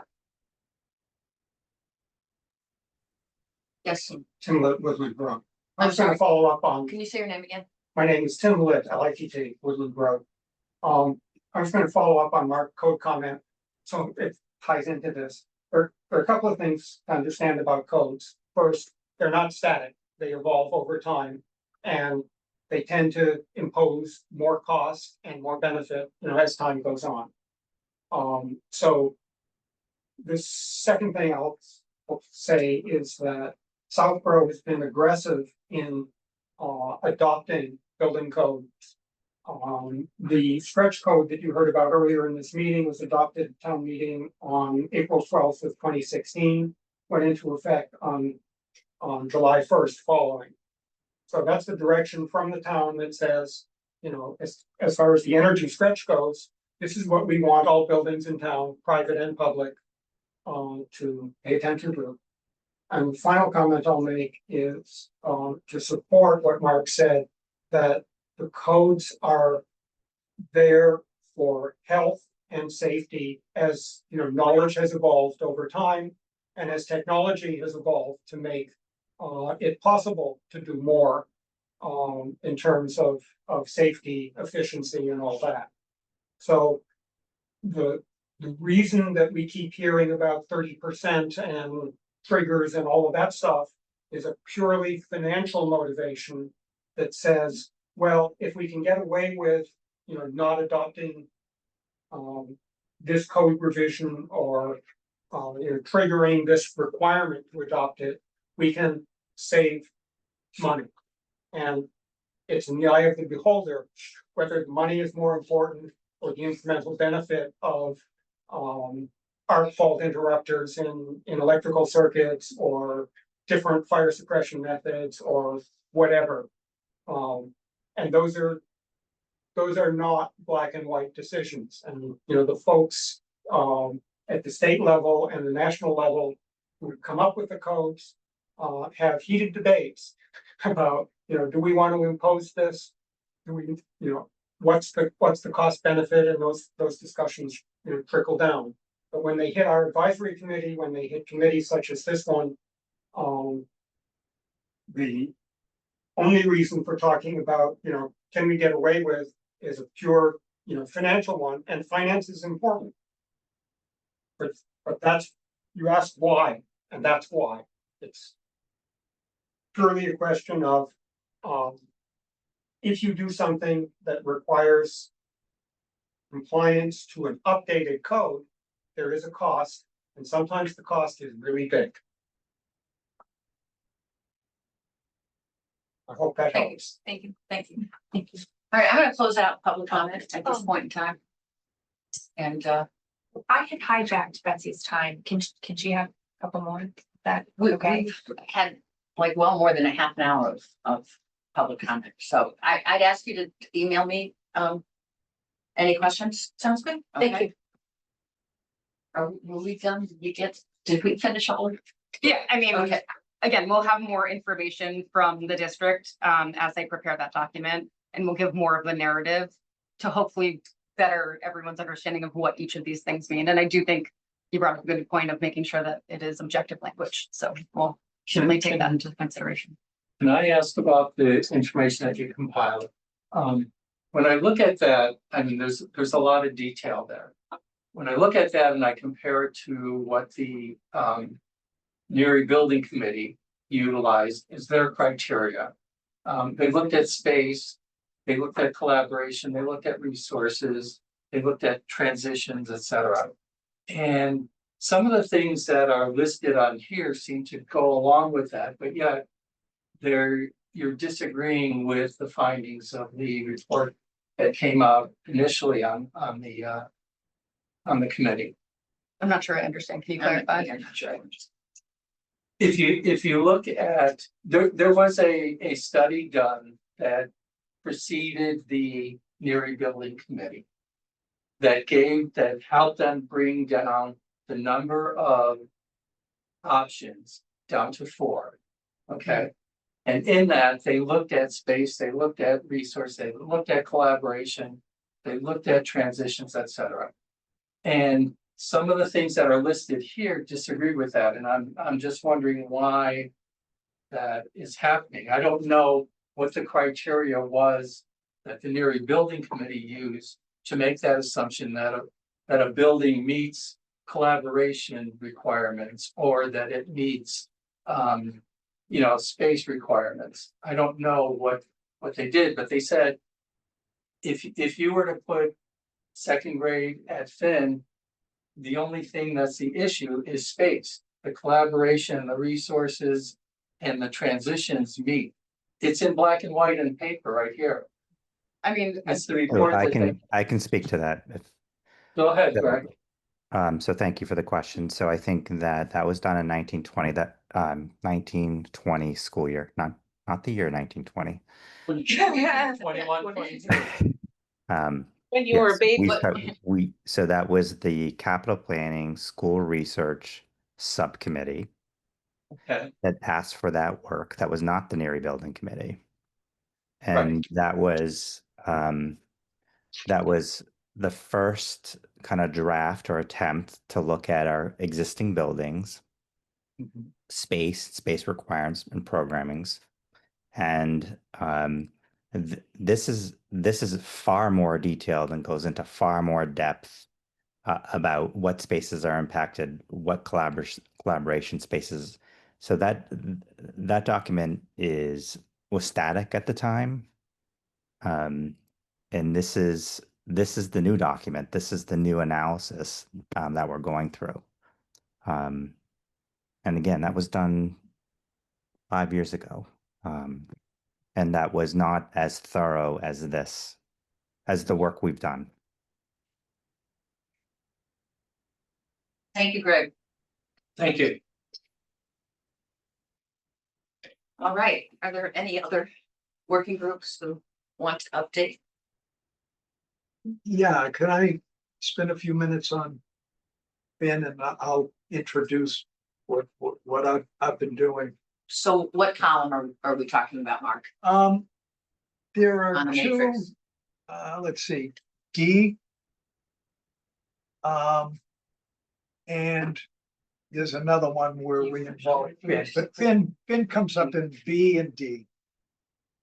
Where we're either moving grade 2 or choose 3. What I've been doing is, and it's exactly what I did at Neary, is I took a look at the land, the capacity of the land to support the school, capacity of the land to support septic, the capacity of the land to be cognizant that we have wetlands and other issues. So I haven't dug into the septic. I'm due to go down to the Board of Health and take a look at both Trotter and Finn, basically because we don't have much data. We didn't study those two schools. So I'm doing the same type of digging in the weeds, determining what we got.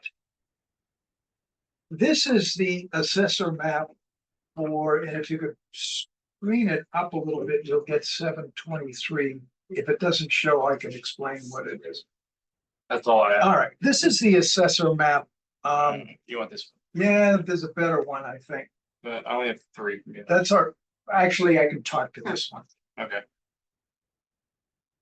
There's two lots down there at Finn. The upper lot is the 11.15 acre lot. That's owned by the town of Southborough. That's Finn School. The 7.23 acre lot is what's known as Mooney Field. So kind of to the right is a little wet area. I'm going to talk to this. The tennis courts are right here, and behind the tennis courts is a wet area. Trust me, I don't understand a common driveway on town land to get access that doesn't have frontage on a public way, but I won't bring that up.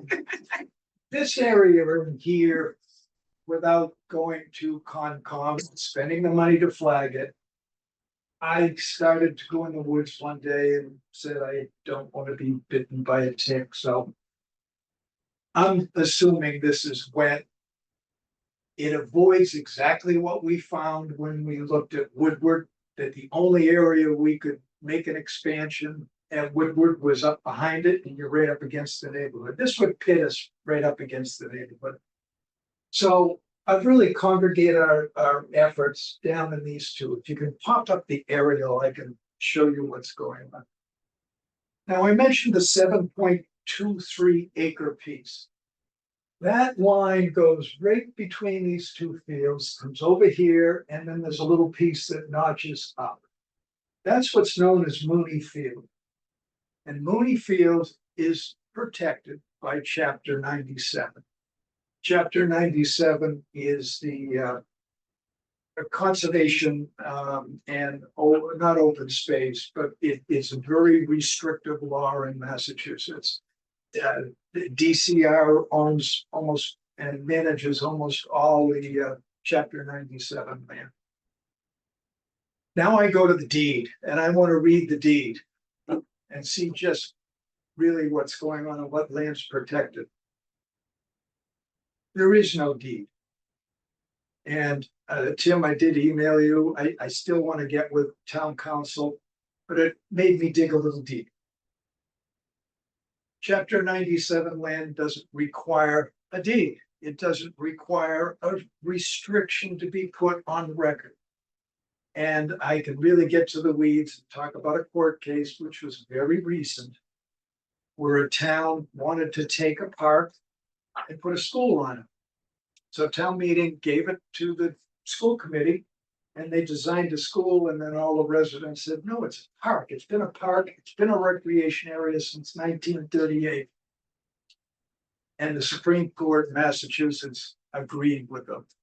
So you don't have to have a deed. The town just has to manage it like Chapter 97 land. It's in our open space plan. It has been managed as 97 land probably since 1968.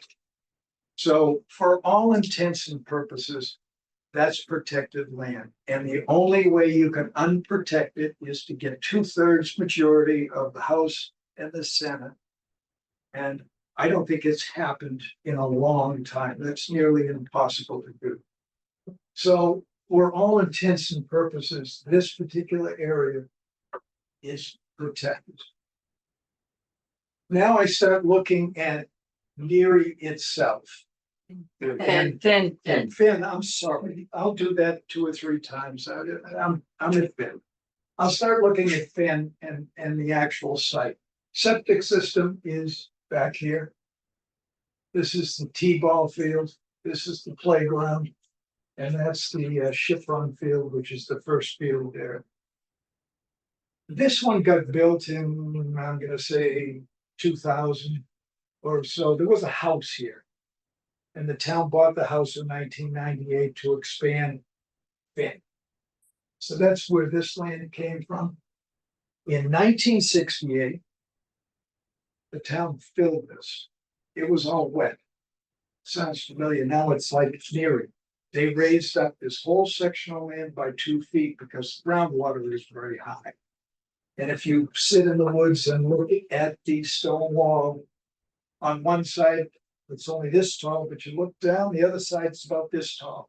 So this is all filled land. We're going to have the same issues we had at Neary. Anywhere out here. Neary doesn't have a lot of parking. Yeah. I'll get it right one of these times. Finn doesn't have a lot of parking. It particularly is a problem with school functions. It's a problem with Little League opening day. There's no parking along Parkerville. We go up, send the people up Wildwood and park there. They go up Richards Road. It's the same way on school functions. One of the things I'm going to do is to take the actual occupancy permit and I'll have a friendly architect look at it to make sure we're complying to the code for parking. If it's a 10,000-foot addition, if that's one of the things the school committee and the school department says that we would need to incorporate grade 2.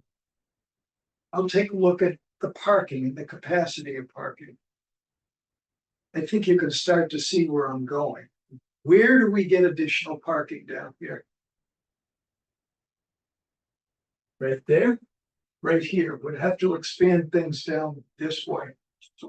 So suddenly we're removing one of the ball fields. We're having to deal with this, and we're having to deal with this. In other words, we don't have a lot of land down there to be able to make some expansions come down, and parking will be an issue. So I'll take a look at that. I'll try to map it out the best way I can. There is an overriding issue at Finn, and I'll state it.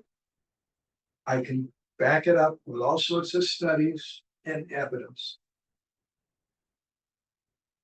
Finn is 300 feet from the Mass Pike.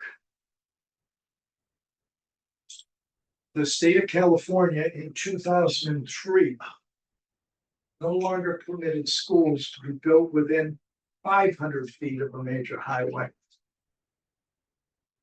State of New York is considering passing that same law. They tried last year. They'll probably succeed this year. Since 2007, annually that law has been proposed in Massachusetts. A school in proximity of a major highway is primarily an air quality risk. It's particularly exacerbated by the fact that the school is about 20 feet lower than the highway. One of the things at town meeting that was suggested by the previous committee is that we're too close to the highway. And that's one of the reasons, why we needed to empty Finn. And it didn't go into the detail of why. On July 25th, I looked over 100,000 vehicles pass that school. In California, that would be a very major highway. This is the busiest highway we have in the state, and our school is 300 feet away from it. We're particularly affected by minute air-driven particles, which normal air conditioning systems will not take out of the air. So in my opinion, and the experts may be called in at some point, we need to seriously consider that we have an air quality issue down here, and I encourage you to go look at the studies. There's one EPA study that I will try to bring up, and when I have looked at 50 of them, and I'm trying to pick out the ones that say it in plain English. As a town, we need to really seriously look, is this the right location for a school? Hey, Mark, as we go down this path of trying to use hypotheticals, what air quality data testing has been done? Like, I appreciate your studies and your basis here of your opinion, but what data is there to suggest that there's an actual issue at the school? I'll pause, but the school department can opine. Every school in the country that has been tested in this location, either further away, has issues. I'll ask my question, Mark. I'm sorry. We went through this before when at the end of the last vote, and I think I would caution using scare tactics. Let's be data driven, as Tim has suggested. So to say that other schools have it, they've been tested. If it's something of concern, I think we should get it tested immediately. But I would really caution against using other data sets that are not relevant to this location, especially as a scare tactic, because I don't think it's helpful. No. Don't misrepresent what I'm trying to say. I'm bringing up an issue that we need to deal with and investigate, but the school is so close to the highway. And it is not meant to be a scare tactic. All you have to do is read the science literature. I get it, Mark. I mean, we can argue all day long about this, and I'm just going to raise my hand pretty strongly on this. If it's an issue that it needs to get addressed by the Department of Health as soon as possible. It's the same point that you raised when you were talking about NERI not being suitable in a year or two, which was completely false. So I would say, I don't think this is very productive. It's a point. I get it. Let's get it tested if it's an issue, and if it's an issue, then it'll get dealt with. I think it could easily fit into safety considerations, and when we were meeting for ours, we talked about the domino effects of a study needs to be done. What I'm hearing is he just wants a study done of the air quality. I get it. I would get it done sooner than later if, based on what he's suggesting, that there's a real issue there. That's all I'm saying. Like, if there's an issue there, I got a kid there today, and I want to be based on facts versus hypotheticals, which Mark has commented on before, based on hypotheticals. Let's get some real data, but I would suggest sooner than later. Agreed, Eric. And also, Greg, do we have air purifiers in each classroom that were put in with COVID? Oh, we do. Thank you. I'll be more than happy to follow up with the Department of Health when I get back next week on this, Mark, unless you're going to do it sooner than that. I'll be down there on the septic. I'll bring it up. Thank you. There've also been studies, a lot of them. I'm not discounting that, Mark. It's just, again, we need to be data driven based on the data in front of us here, right? Clearly you've identified the point, and I don't mean to belabor this. We have identified the risk. Sure. Let's get it tested before we start saying the site is unsafe. I haven't concluded that. So let me finish. The other issue, and it has been brought up in the educational analysis, is that we need to also look at drop off and idling in front of the building, which is an issue. Well, the state actually, it's on the books that you have to turn your engines off while you're waiting to pick up your child. There's an idling law, so it needs to be enforced. If that's an issue, then that needs to be enforced tomorrow. That does not. It's a happen. rolling drop off. Yeah. So nobody idles, is what you're saying. So Mark's point is that nobody is idling, waiting for student pickup. So. They do. I mean, for a child to climb out of the car, but if you're turning your car on and off to move So- 6 feet. And then turning it off again and then turning it on again to move 6 feet, you're actually probably gonna put more pollutants in the I air than think it's just. before pickup begins, people standing in line with their cars on. If you're. You could be in the pickup line with it moving for over 20 minutes. State law is 5 minutes.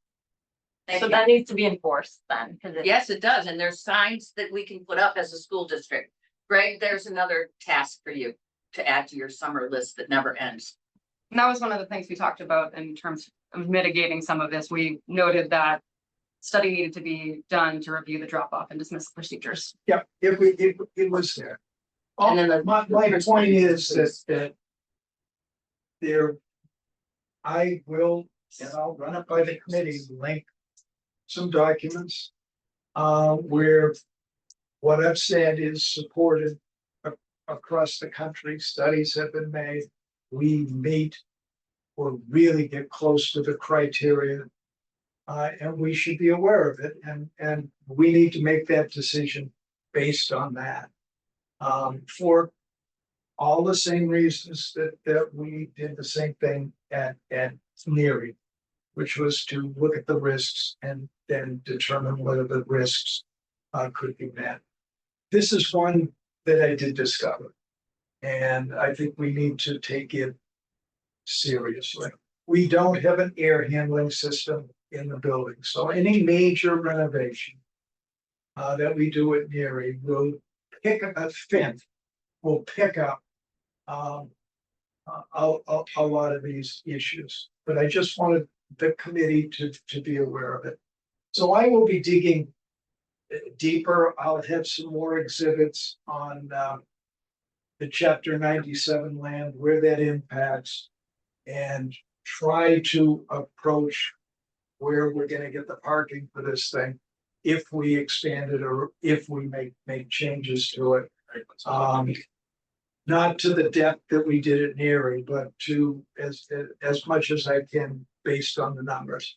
And the other thing that I will do is try to come up with some construction numbers. And really the best source I have, and I'm trying to figure out the details, is to take the construction bidding that we have at NERI on a per student basis. How many dollars per student are we spending at NERI, and equate that to whatever work I can down at Finn. So I'll try to come up with some sort of impact budget as to where to get a dollar amount. Don't you have to get all that information from the school department first? I can. No, they're supposed to supply it to us, so we can calculate those things. We'll get the number of students and all of that, yes. But we don't have any Are construction. you talking about We never looked at Finn. are you talking about the $108 million proposal and how much per student that is? Because I don't think that option's on the table. No, but if we're looking at a 10,000 square foot addition Mhm. to get grade 2 down there. Mhm. Then we need a number to attach to that. And I can derive that number from NERI on a per student basis or a per square foot basis. There's a ad reno numbers This an ad run or that Andrew was providing you before. I think we need to figure out where that lies in the document, link to it, and then use that as the guiding factor for any Sure. square footage additions that we might need. But I mean, I don't know if we've identified that this building needed additional space at this current point. If There's a potential that it does, and that came up in Okay. our working group. Greg, you have your hand up?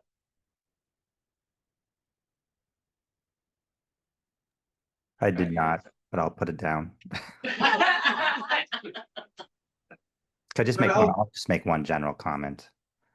And that is by, by whatever, if whatever project is moved forward, whatever site is determined, I think a thorough evaluation of each site is necessary, including all existing conditions, whether it's, at Finn, at Neary, a new site. So they're thoroughly vetted, based on is that site, the best possible site for whatever version of school the town decides. Thank you, Greg. Is there another working group that would like to present? Not anymore. I only worked on classrooms. I didn't work on special. Okay, So I came up with numbers that don't mean anything because I don't have all the special education needs. okay. Thank you, Howard. I just had a quick question. So on the matrix, column B, row 3, I'm just curious where this estimated capital cost came from. Row B3. Will be, So for oh, option B, we don't have a number. oh, okay, No, just wanted to clarify. no, we don't have a number. Always changing. Yeah. What do you look? Medical emergency. There's a medical emergency. Medical emergency. I I wondered if it was $2 always million. changing colors, and I noticed. It just happened. Now it's up on the screen. Okay, there we go. When we Exciting. looked at Oh, wow. Hope the everyone's okay. PIN project, we not looked my- at the costs that would be associated with it.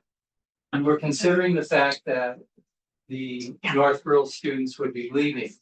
In the initial report that I keep referencing, they indicated that to put second grade at Finn with the Northborough students continuing to be there, they needed 32 classrooms and only 30 were available.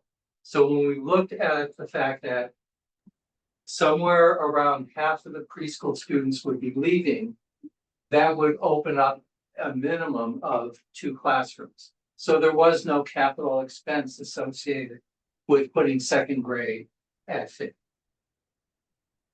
So I'll just, a general comment through the chair. Yes, Near- thank you, Greg. Every scenario that the Neary Building Committee studied had Northborough not in that scenario. So I think it's important to note that in the scenario and the analysis we're doing, looking at space at Finn, for example, and adding second grade, it's assuming Northborough is not in that equation, or Northborough preschool is not in that equation. So I think the assumption that if we just have Northborough leave, the preschool leave, that we gain the space where we can just fit in is not accurate. The analysis that we're doing is assuming that Northborough's not in the equation, and that space is used for Southborough programming pre-K through 2.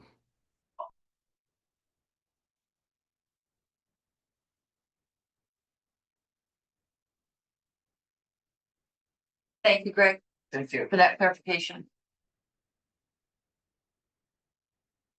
All right, we've had public comment. I have one minor update real quick. Okay.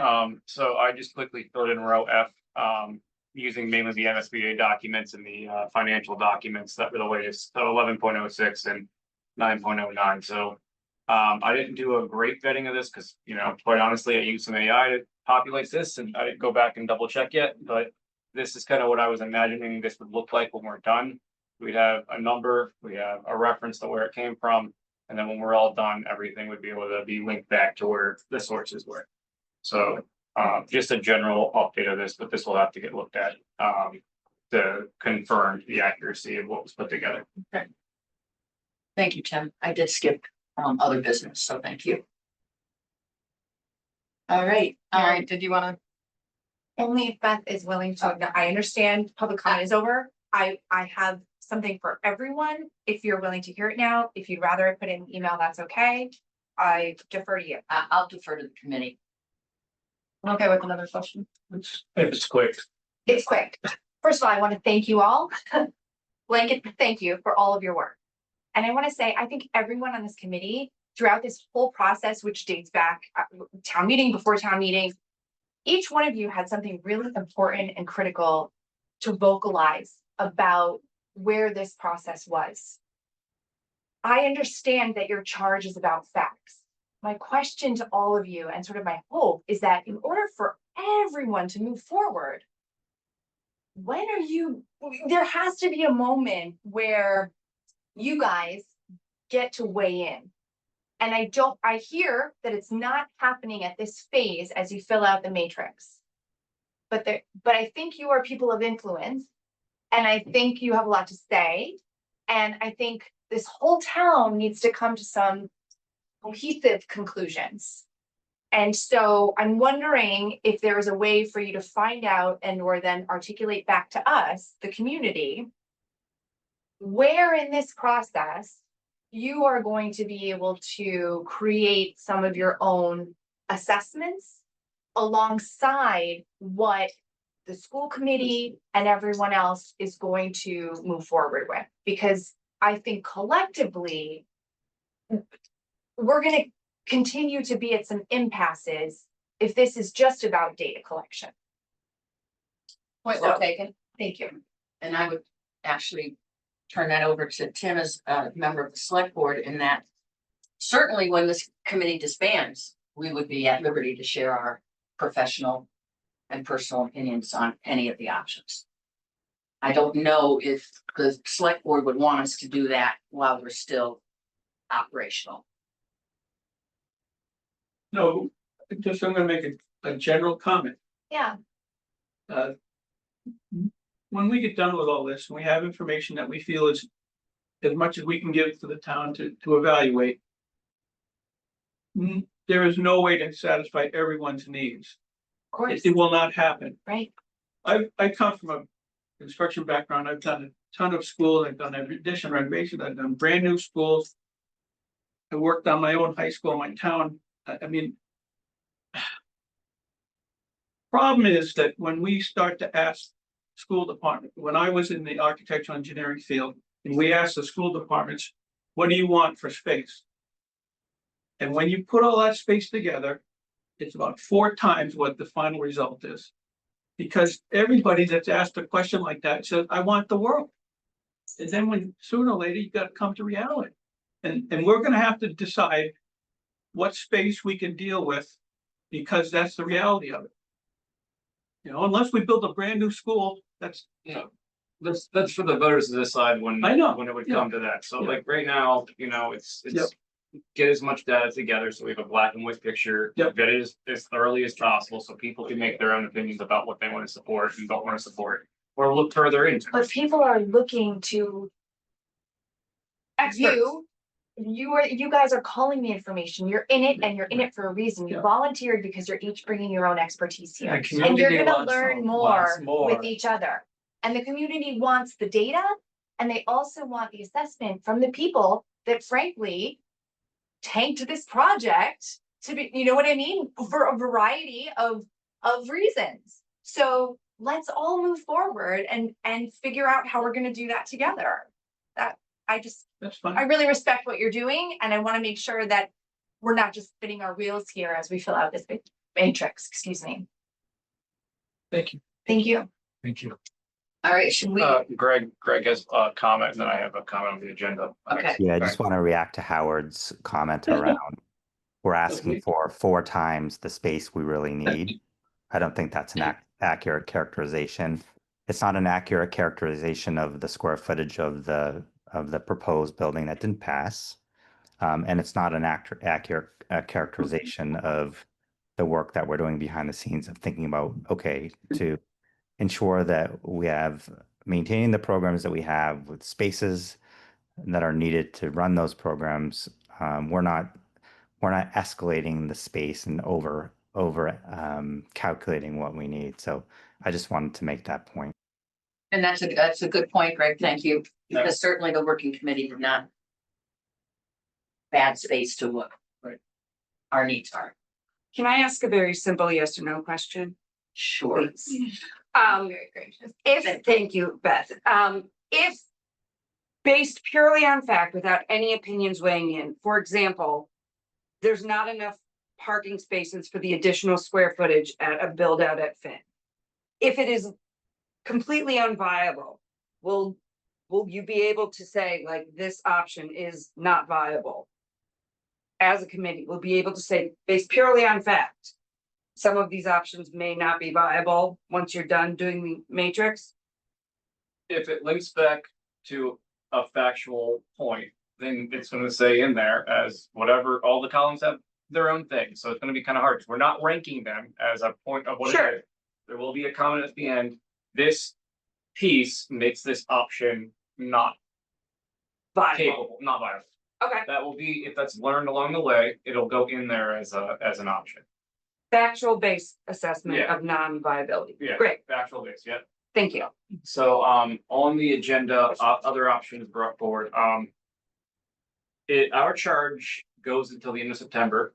Our matrix is due at the end of August. Okay. So we need to ask the select board officially to, extend the matrix to match our Okay. expiration. So we just need to make sure we, do that. I've already brought it up, but, it needs to be an official capacity. Okay, so I should contact the Yes. select board. Yep. Okay.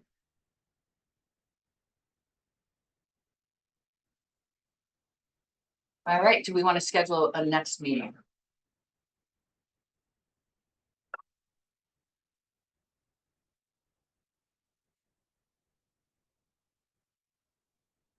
When's the next one? It's next week? Yeah. Can I just come and do that? Or Just Just send an email. just email Mark, and Andrew and ask for it to be Okay. added to the agenda. So extend matrix timeline, correct? Yeah, to match the charge. I think it was a clerical error, but, we should get it fixed, because otherwise we're technically done working in a couple of weeks. Should we I then don't know. plan to meet that last week of, full week of in August then, just in case? I'm sure it'll get extended. I really do think it was a clerical error. But, I'm okay meeting that week. It's 2 weeks from now, The week of 25th. 25th? Yep, yep. Tuesday again, You gonna be the there? 26th? I'm okay with Tuesday. I won't be here, but You can do Virtual? virtual? yes. Okay. 26th, Right, you gotta do it tomorrow. No, okay. Oh, did you pick a date or just? Next meeting Tuesday, August 26th You gonna stick with the 7 o'clock or 6:30 time frame? or 6. I'd rather a little later. Okay, how about 6:30? We do that. Yep. There's orientation 4 to 6 Oh. for Finn. Finn, so that would impact young families being able to come, so 6:30 at least. It'll be, it's orientation for all of the schools. Or open house. Open house. Woodward is Wednesday. Oh, And Neary is the week before, there's 2 days. So it would just be Move it Finn. to a different day. That's. So you want to move it to, I mean, 6:30 gives people plenty of time to get here. Well, I would be at the orientation, Yeah, so. and like factor in dinner What and about stuff, it Thursday? could be. Yeah, I mean, Thursday, the 28th? the first day of First day of school. school, but. That's not a good day. For anybody. So really that week is. I mean, I could It's do challenge. 7 little o'clock challenge. on that Tuesday, or is. Okay, yeah, you do anything 7, happening yeah. on Yeah. it? 7 PM on What time? Tuesday, the 26th? Yeah. Yeah. Go with that. That way you all can let the teachers. Yeah. We'll all be here. Yeah. You get carpool. We can, don't worry, we can make it. All right, is there a motion to adjourn this meeting? Motion to adjourn. Second. And roll call, Mark? Aye, Aye. Aye. Aye. aye. Eric? Meeting is adjourned. Eric? Aye, Eric. sorry, having IT issues, aye. Thank you, Eric.